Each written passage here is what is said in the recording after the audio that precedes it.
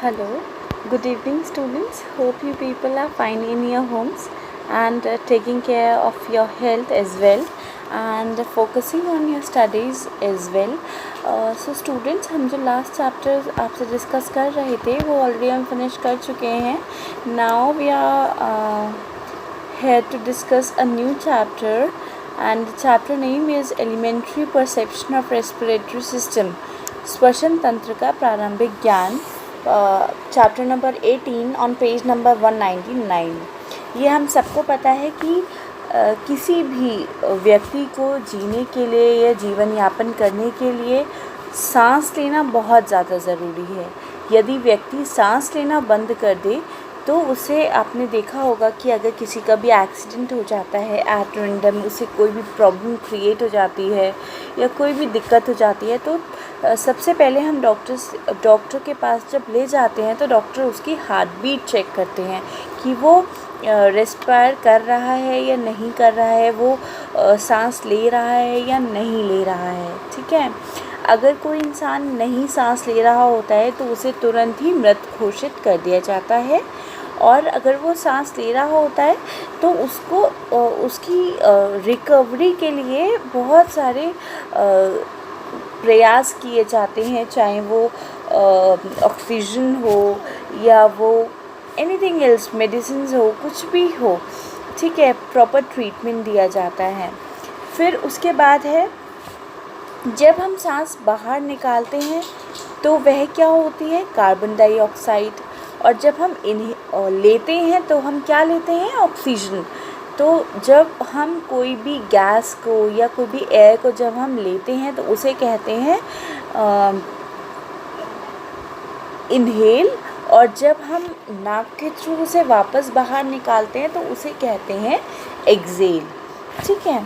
इसका मुख्य श्वसन का मुख्य उद्देश्य क्या है, ऑक्सीजन को ग्रहण करना और कार्बन डाइऑक्साइड को बाहर निकालना.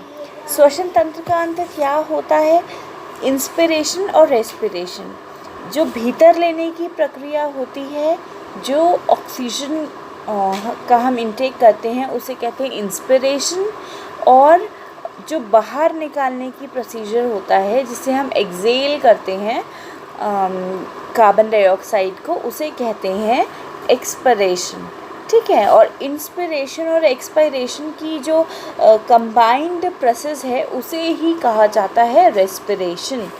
ठीक है. और ये रेस्पिरेशन में जो भी गैसों का आदान प्रदान करने के लिए जो भी सिस्टम्स रिक्वायर्ड होते हैं और जो कार्य करते हैं उनके साथ मिलके श्वसनांग या रेस्पिरेटरी ऑर्गन्स फॉर्म होते हैं. ठीक है. सम्मिलित रूप से श्वसन के लिए कार्य करते हैं. क्या कार्य करते हैं, कौन कार्य करते हैं, रेस्पिरेटरी सिस्टम. श्वसन तंत्र, श्वसन का महत्व आपको मैंने बताया. श्वसन तंत्र के अंग या श्वसनांग क्या होते हैं, फेफड़े, मेनली क्या होता है, लंग्स, जिनसे हम ऑक्सीजन को लेते हैं और एक्सेल करते हैं. फिर है दूसरा है नोज़, जो मेन पार्ट होता है इनहेल और एक्सेल का. फिर है नेसल पैसेज और नॉस्ट्रल्स. हमारे जो नेसल पैसेज ये नॉस्ट्रल्स हैं इनका बहुत ज़्यादा योगदान है हमारे रेस्पिरेशन में. फिर है स्वर यंत्र या लैरिंक्स. फिर है ट्रैकिया, जिसके थ्रू खाना या कोई भी चीज़ नीचे जाती है या जो भी गैसेस होती हैं वो लंग्स तक वो जा पाती हैं. इसके बाद है इसके अतिरिक्त मुख गुहा, ग्रेसनी, तंतुपट या वक्षीय कटरहा. नोसल कैविटीज़, नाक के नथुने. नासिका हमारे चेहरे पर स्थित होती है. इसमें 2 छिद्र होते हैं. एक इसके अंदर झांक कर देखा जाए तो नासापट स्पष्ट दिखाई देता है. ये नासापट नासिका के अंदर की गुहा की 2 भागों में बांटता है, जिसे आगे का भाग उपास्थि और पीछे के भाग को अस्थियों द्वारा बना होता है. ठीक है. फिर उसके बाद है नेक. नेक की हम बात करें तो नेक क्या होता है कि नेक जो होता है वो नासा मार्ग जो होता है उसके गुहा के पीछे जो ऊपरी का जो भाग होता है, ठीक है, श्वास नली के ऊपरी जो भाग होता है उसको हम कहते हैं गला. ठीक है. फिर इसका अंग का क्या महत्वपूर्ण योगदान है कि ये जो हमारे नाक, कान या मुख से या पाचन से, फेफड़ों से जो भी वायु प्रवेश होती है, ठीक है, वो नेक के थ्रू ही डिफरेंट पार्ट्स में डिस्ट्रीब्यूट होती है। फिर उसके बाद है श्वास नली या ट्रैकिया।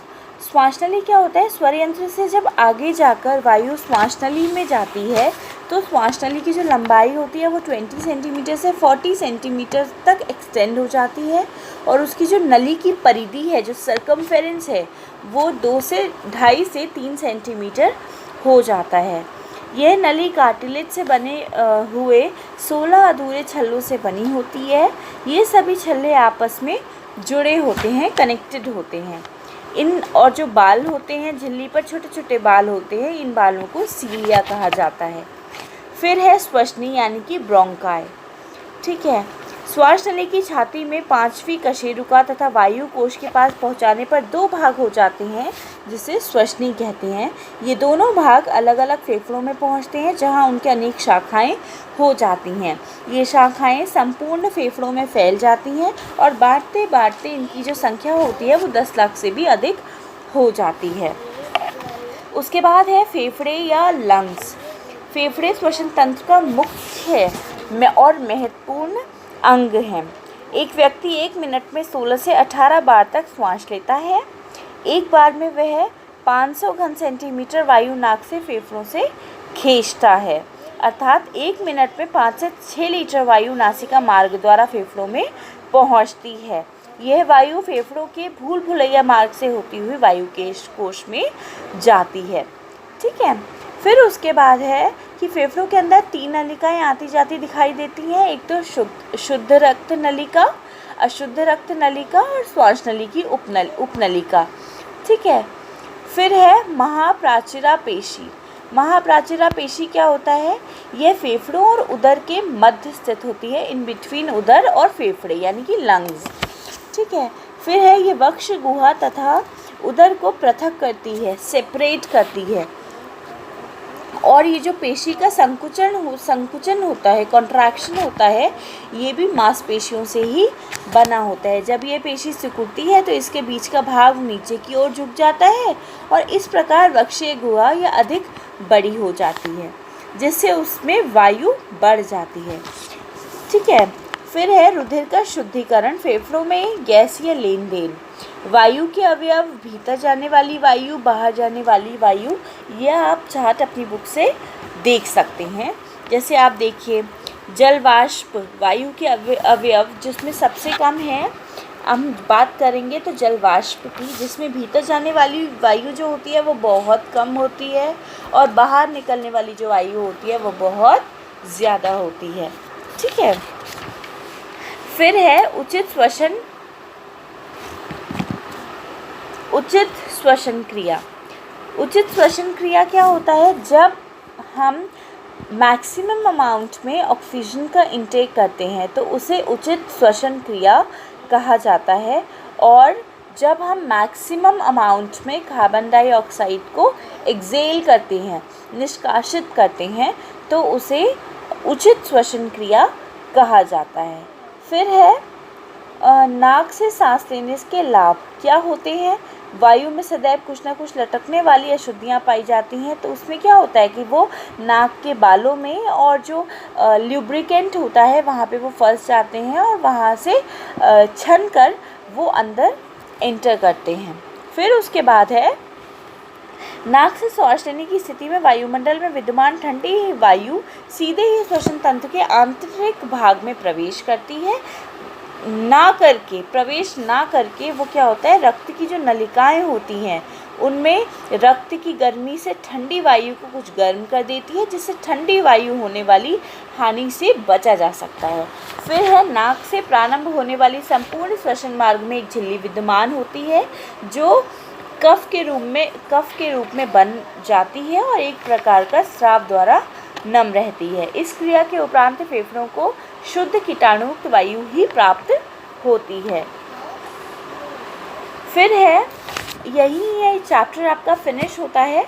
आपका आज होमवर्क ये रहेगा कि आप एक अपना A4 शीट पे, अपनी कॉपी के बराबर की शीट पे, वाइट प्लेन पेपर पे आप रेस्पिरेटरी सिस्टम का एक ह्यूमन बॉडी बनाएंगे, जिसमें आप पूरा रेस्पिरेटरी सिस्टम को फिगर आउट करेंगे विद द पार्ट्स, ठीक है। और आज आपका होमवर्क ये रहेगा कि आप विस्तृत उत्तरीय प्रश्न में करेंगे chapter question number 1, question number 2, question number 3 and question number 6। That's it. अब हम नेक्स्ट चैप्टर के साथ आपसे नेक्स्ट क्लास में मिलेंगे। तब तक अपना ध्यान रखिए, घर पर रहिए, टेक केयर, बाय बाय।